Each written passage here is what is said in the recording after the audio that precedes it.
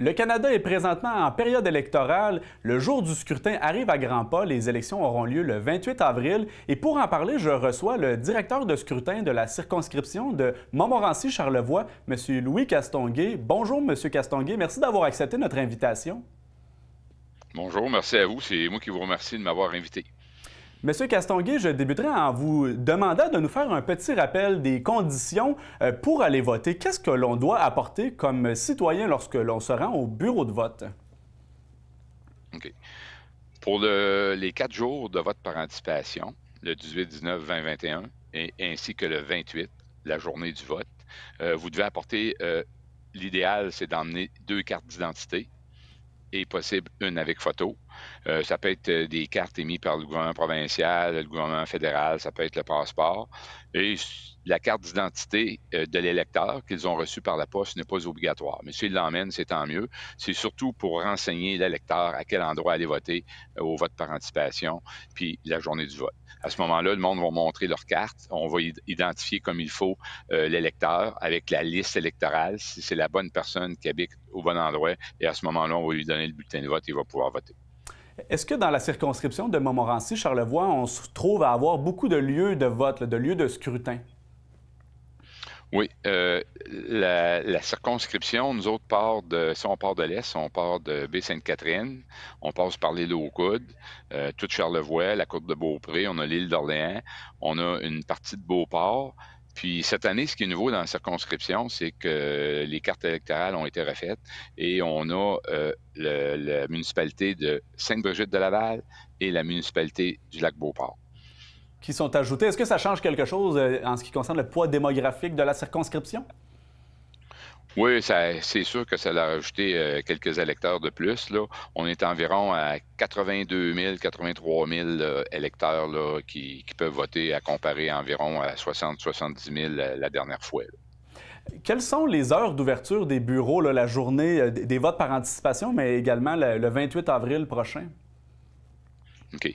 Euh, Présentement, on peut voter dans les 3 bureaux, soit au Lac-Beauport, au bureau du directeur de scrutin, puis à la Malbaie la semaine, OK, de 9 h à 21 h. on peut voter tous les jours au Là, bureau du oui, directeur du scrutin jusqu'aux élections. oui, jusqu'au 22. OK. OK? Quand le vote anticipation va débuter demain, demain, ça débute à 9 h. De 9 h à 21 h, le 18, 19, 20, 21, c'est le vote par anticipation. OK. Puis après, dans la semaine après, on ne peut plus voter la semaine. Ça va se terminer le 22 à 18 h dans le bureau du directeur de scrutin. Et après, ça va aller au 28. Les heures sont différentes. C'est de 9h30 à 21h30 le 28 avril, le jour du vote. Donc, une période qui est assez élargie en ce qui concerne l'horaire pour Oui. les citoyens. Qu'est-ce qui change dans les élections fédérales du Canada par rapport aux élections provinciales ou municipales encore, là? Bien, ce qui change, c'est la possibilité de pouvoir voter. Le fédéral, tu peux voter on appelle ça, nous autres, l'émission du bref, le jour où ce qui décide de déclencher des élections. C'était le 23 mars en ce qui concerne cette élection-ci. Fait que nous autres, le 23 mars, on a ouvert nos bureaux à midi. Et dès midi, le 23 mars, on avait du personnel assigné dans nos 3 bureaux, dans la circonscription, et le OK. monde pouvait venir voter. Non.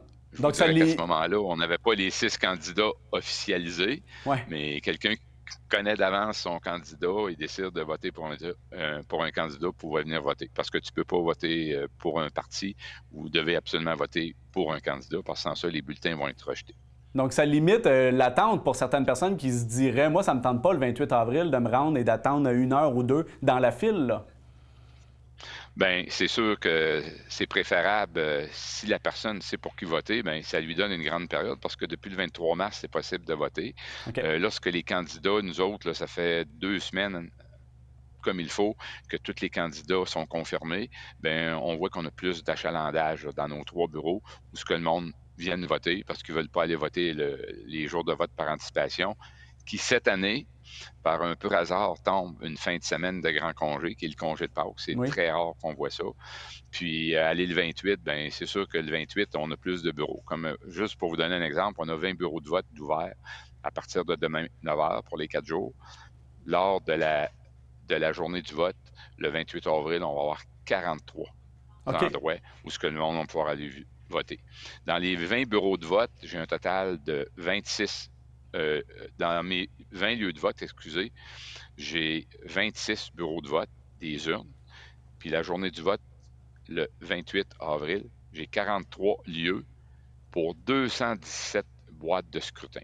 OK. Ça fait que ça fait beaucoup de boîtes à ouvrir là, le soir pour comptabiliser puis déclarer un gagnant dans la soirée ou dans les petites heures du matin. Oui, c'est ça. Vous allez vous coucher tard le moment venu. On a entendu parler à travers le Canada qu'on recherchait du personnel pour la journée d'élection. Est-ce que c'est le cas ici dans Montmorency-Charlevoix? Oui, présentement, notre personnel est complet pour le vote par anticipation. Mais s'il y a du monde qui sont disponibles, on peut toujours des fois avoir des démissions de dernière minute pendant les 4 jours. Ils peuvent appeler ici, puis ils peuvent aller sur le site d'Élections Canada, mais c'est surtout le 28. Le recrutement pour le 28 avril. Il ne reste pas beaucoup de postes à combler, mais il reste quand même des postes à combler, en particulier dans le secteur de Charlevoix. Fait que si certaines personnes qui sont intéressées de participer, il y a une formation qui est donnée de 3 heures. La formation est payée et la journée aussi est payée complètement pour le travail. La seule chose qu'ils ont à faire, ils ont 2 choix. C'est d'aller sur le site d'Élections Canada, s'inscrire dans l'onglet Emploi. Ils rentrent les coordonnées, qu'est-ce que ça les intéresse de faire. Ils ont un petit calcul à faire et de ne pas oublier de sauvegarder pour que ça s'en aille directement dans le système. Puis nous autres, on les reçoit directement ici. Ou l'autre chose à faire pour ceux qui sont peut-être un petit peu moins habiles en informatique ou qui n'ont pas d'ordinateur, peu importe, bien, ils peuvent appeler au bureau du directeur de scrutin. Je peux vous donner le numéro de téléphone, c'est le 1-866-218-9728. Ils laissent leur nom, leur numéro de téléphone en disant qu'ils sont intéressés à travailler. Nous autres, on donne ça au personnel du recrutement, puis c'est certain qu'ils vont les rappeler. Bien, ça fait le tour. Merci beaucoup, M. Castonguay, d'avoir fait le point avec nous sur le processus électoral dans notre région. Et puis, on vous souhaite bonne continuité jusqu'au 28 avril.